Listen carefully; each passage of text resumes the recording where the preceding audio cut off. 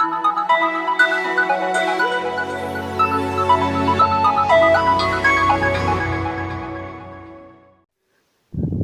seconds.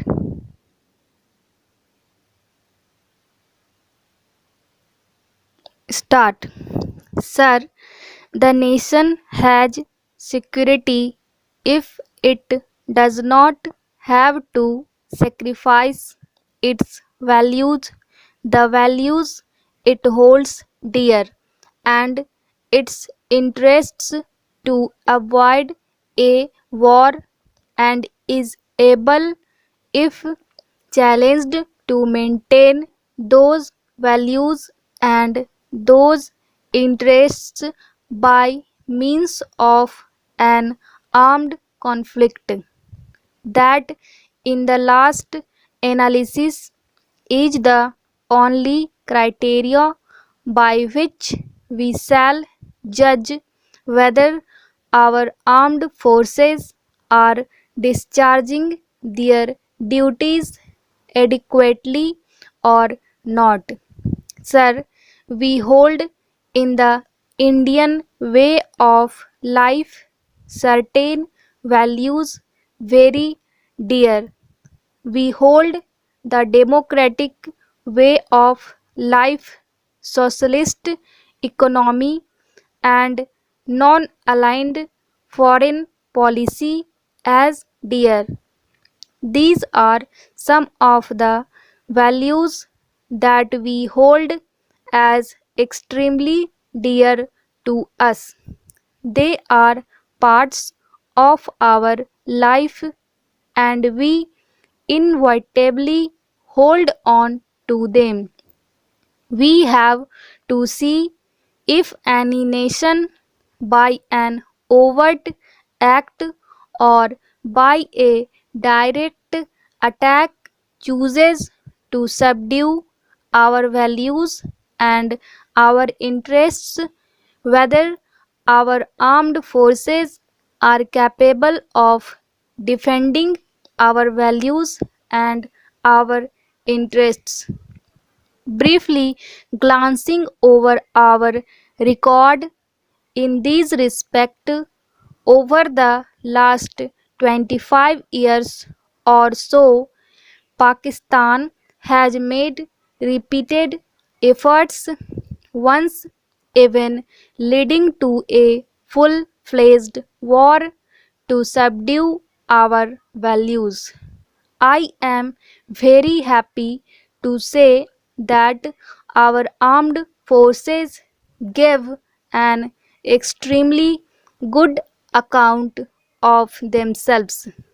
I would even go so far as to say that they covered themselves with glory in the fight they put up in defense of our country, in defense of our values, and in defense of our interests.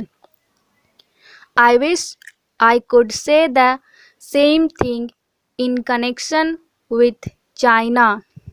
China attacked us in 1962, and she continues to be in possession of vast areas of our territories. In 1962, we learned some bitter lessons. We were out, out-armed, they were better equipped, and also their intelligence was better. The point I am making is that after that, the lessons that we learned from China have been well learned. We are assured that in so far as conventional weapons are concerned, we have learnt those lessons well, and we shall give a very much better account of ourselves should there be an occasion for it. But the question we have to ask ourselves is whether we have learnt any lesson from 1963 when China exploded the first atomic bomb. We have to ask ourselves whether we have learnt any lesson in 1970 when the bomb was exploded by China. We were shocked a little, but we were assured that after all they did not have the means of delivery. What is a bullet without a gun? The question is, what are we going to do now? If we still feel that some power will come to save us from atomic attack, I think it may well turn out to be far worse than abject defeat. That is a lesson which we must learn today. Then, what is the alternative? I maintain that the only alternative for us is to become self reliant. Sir, I am grateful to the honorable members who have participated in this discussion. This discussion is taking for the first time in Rajya Sabha, and in all humility, I would like to say that the discussion has been extremely useful. The honorable members who have participated in this discussion have, while giving general support, also highlighted several important aspects. I thank them for this general understanding and appreciation that is to be found amongst the honorable members belonging to different political parties.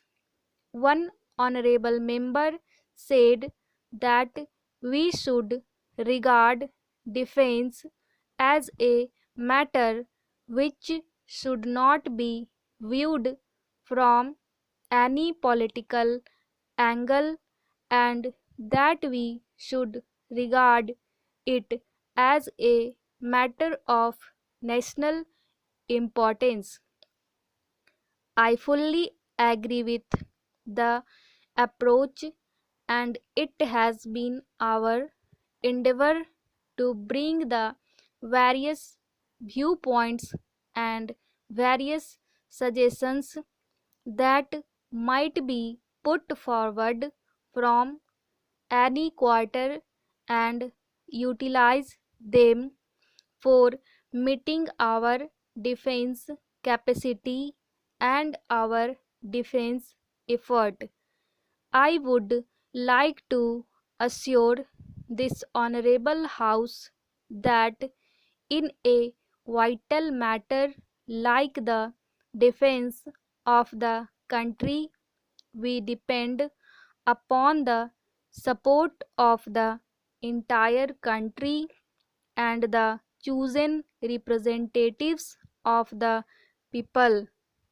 If they broadly give the support that creates a new enthusiasm and a new confidence in the country, and it is in that spirit that I have been listening very carefully to the observations made by the honorable members. I would like to remind this honorable House that we are discussing the report of the Ministry of Defense.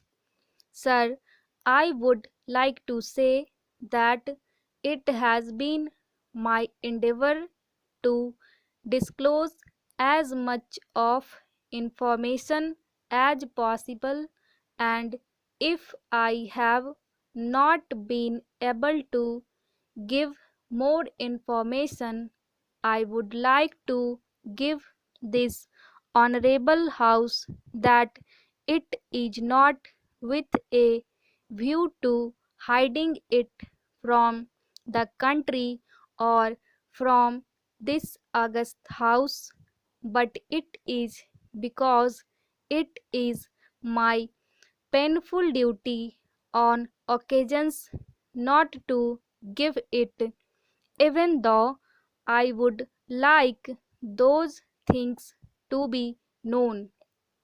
I cannot make a present of ready-made authentic information to those who are very anxious to get that information. That is the only limitation to my giving more information. Otherwise, I would like certainly to give more information.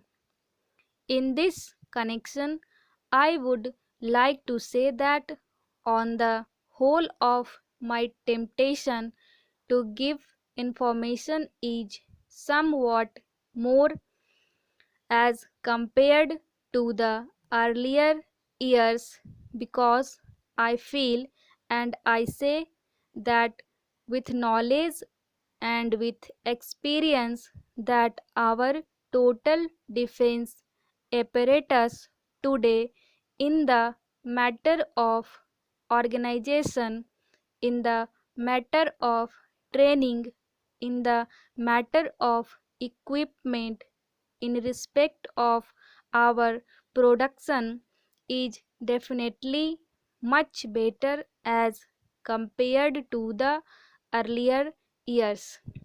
Therefore, even those who are opposed to us should know about our capacity, though not the exact details, if I may say so, that may ultimately prove to be a good deterrent. If those who are prone to embark upon an adventurous course of action know as to what they are in for.